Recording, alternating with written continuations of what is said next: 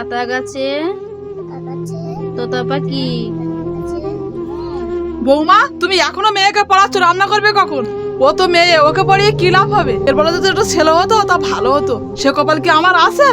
যত সব।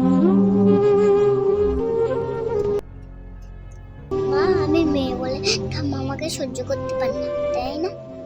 চুপ কর মা, তোর কেউ সহ্য করতে পারুক আর না পারুক, আমি তোর পাশে সারা জীবন আছি।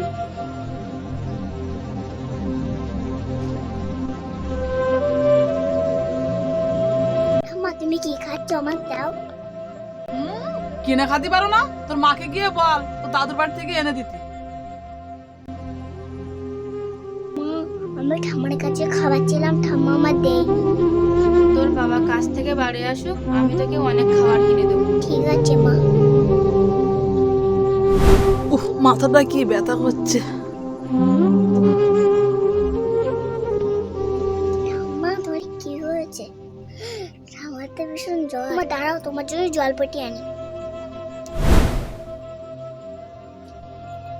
ঠাম্মা, এই নাও, তুমি আস্তে আস্তে ভালো হয়ে যাবে। তুই আমাকে ক্ষমা করে দিস।